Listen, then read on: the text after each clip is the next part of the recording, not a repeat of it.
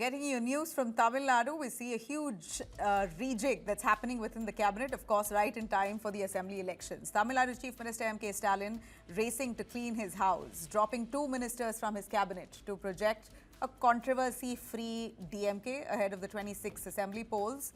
In fact, one of his ministers, Senthil Balaji, was given 2 options by the Supreme Court. Either you choose freedom or you choose your ministry.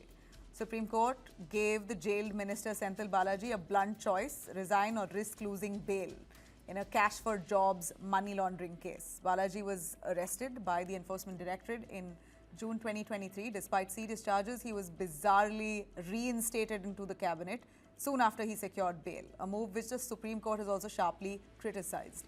Today, Senthil Balaji's last-minute resignation works in his favor, of course. The Supreme Court dropped proceedings to cancel his bail. A major relief for him, of course, but a huge embarrassment for the DMK. You also have Ponmudy on the other hand. Ponmudy, who was embroiled in a hate speech row, he also stepped down. He faces legal action over a controversial speech where he targeted Shaivites and Vaishnavites and women. Basically, in his speech, he said something that was not favorable towards the Hindu community.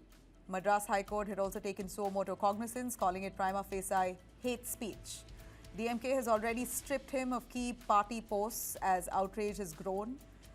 Clearly, we're looking at some swift moves here. Tough action by Stalin, but it seems like this is a bid to douse any kind of political negativity that may prevail before elections.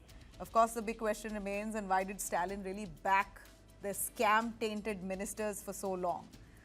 Why seek a resignation when the government could have actually outrightly suspended them until they came clean of the allegations? MK Stalin, of course, now is looking clearly and in focus for 2026. He wants a clean image before going into elections.